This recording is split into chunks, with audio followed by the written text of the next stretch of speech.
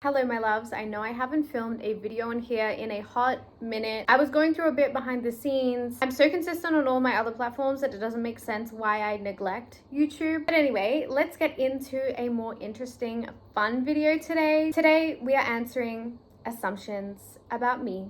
Your assumptions about me. I asked you guys a few weeks ago what assumptions you had about me before you really got to know me, and also assumptions you still have now. Some of these, I'm not gonna lie, they're a little crazy, and I'm really surprised that you guys would genuinely think this. I don't know if you guys are just saying it because why not, but some of these are a little crazy. So let's set the record straight. The first assumption is that I wasn't open to dating outside of my culture before Islam, which is incorrect. I actually never dated anyone who was within my actual culture. If we're speaking culture, I always refer to my Italian side because that's what I grew up around. So this is not true. My second assumption is that I have bad anxiety. If you would have asked me this in high school, I would have said yes. I actually did go see a psychiatrist for a few years within my high school life. I was struggling with anxiety, disordered eating, and things like that. So I actually did get prescribed anti-anxiety medication, but I never ended up taking them. I really wanted to just focus on trying to fix it within. However, I have absolutely nothing against medication, and I honestly think it's a really good tool for those who are suffering. So I wouldn't be opposed if I ever had to take it. The third assumption we have is that I reverted for my husband.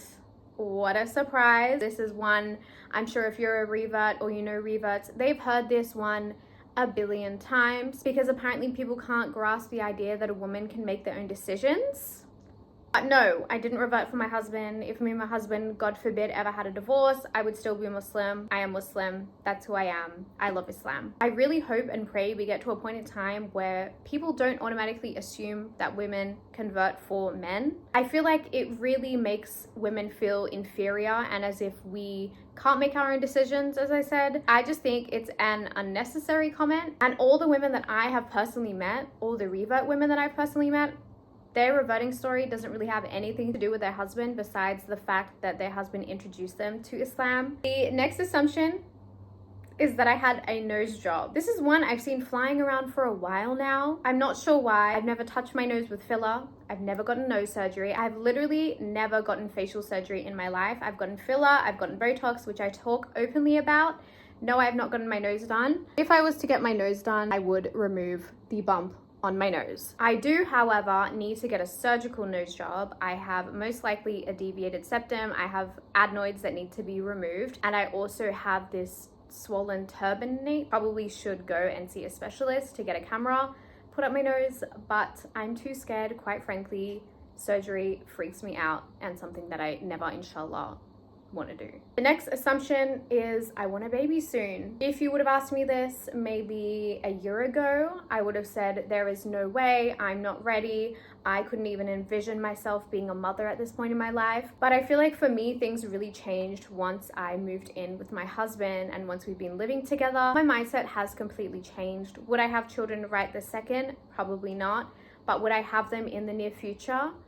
Yeah, this is a funny one to me. You have had a lot of friendship changes. If you haven't been around here for long, me and my best friend have been best friends since year one. I think it's coming on to 19 years now. And then majority of my friends I've had for 5 years, 4 years, 6 years, 11 years. However, there have been some people that have come and gone, which is normal. That's part of life, and not everyone is meant to stay in your life. I believe personally, some people are meant to stay for a period of time, serve a purpose, and then leave. Not everything has to be forever. I feel like this is something I've had to learn in my mid-20s because it's something I never really experienced before, but it's also not a bad thing.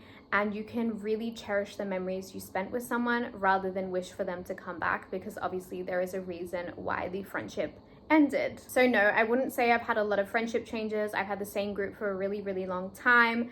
Most of my friends don't do social media, so you guys probably haven't seen half of them They work regular 9 to 5s, and the people that I post are the ones who don't mind being posted. But I also think there's absolutely no shame in taking your time with finding friends, especially in your 20s, because it's such a pivotal time in your life and everyone is kind of at different stages. As soon as you meet someone, you're not necessarily always going to be friends. It may take you a few months or a few years to figure out that that person is not really aligning with your life anymore, and I think that's completely okay. The next assumption is that I paid for my honeymoon. No, I did not pay for my honeymoon. The next assumption is that I was born wealthy. This is completely incorrect. I was raised by a single mother and a nonna. My mom and my nonna are Italian immigrants. My mom moved here when she was young, and once my nonna and her husband separated, my nonna had to basically work from the ground up. She didn't know much English. She had my mom at a really young age. So I definitely wouldn't consider myself being born into wealth. My parents worked very hard for what they could provide for us. I attended a public school. I grew up in an area which was more privileged, I guess, but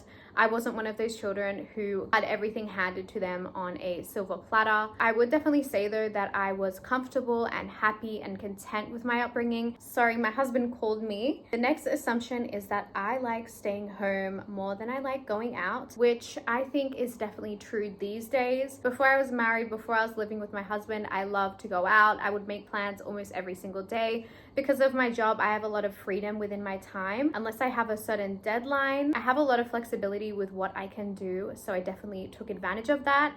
Now I prefer to stay at home and go out a few times a week. The next assumption is that I'm secure in my faith and want to share more, but I'm uneasy about it. So this is something I haven't really spoken much about, but I used to share a lot more of my revert journey when I first reverted. It was like an outlet for me to connect with people and to find my own community. But after a while, I began to realize I think I needed to take a step back and work on myself behind closed doors rather than in front of an audience. It's very easy to lose the meaning and the purpose of your actions when you're doing it in front of thousands of people. So for, I'm gonna say like over 2 years, I really took a step back. I wasn't posting many religious things, obviously wearing my hijab and showing my modest outfits, but I wasn't really talking about Islam like I once was, which I'm really glad, alhamdulillah, was probably one of the best decisions I made in terms of my faith. This really allowed me to focus on Islam and growing my knowledge and becoming a better Muslim without the outside noise and outside opinions or anything on my relationship with God, which is a crazy concept to me because your relationship with God is so personal. It's not really normal to be sharing all of that with thousands of people. Do I regret sharing my revert journey? Not at all, and I do definitely plan to continue to share it online, especially now that I'm at a much better place and a much stronger place within my journey. I definitely do see myself sharing a lot more about it now. The next assumption is that I'm very quiet and shy in real life. I would consider myself a shy person, definitely. When I meet someone for the first time, I'm more reserved, I pull back.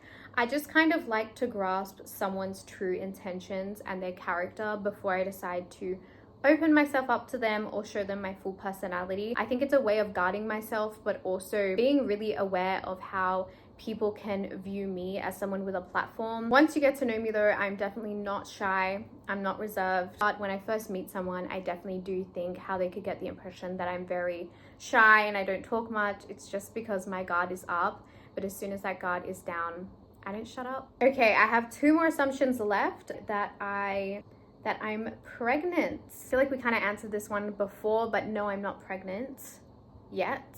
The next assumption you guys have is that I secretly have a sister that we don't know about. I do not in fact have a sister. I always wish I had a sister growing up, just someone I could relate to, someone I could be so close with and share my life with. I do have a brother and I do have a half brother as well, but no sister. That's unless my dad hasn't told me something. You never know. Anyways, thank you guys so much for tuning into this video. I'm so sorry I left it so long. The camera ran out of charge today and I was like, oh, I can't even film a YouTube video. But then I remembered the phone camera does a very good job, and I'm sorry if the quality is a little bit off or the sound's a little bit off, but I really just wanted to sit down and film something because I have a bit of spare time and I just felt like I left it way too long for my liking. Anyway, I gotta go get ready for dinner. I'm on a little trip and it's almost dinner time. I'm gonna check back in with you guys really soon, and I'll talk to you guys in my next video. Bye.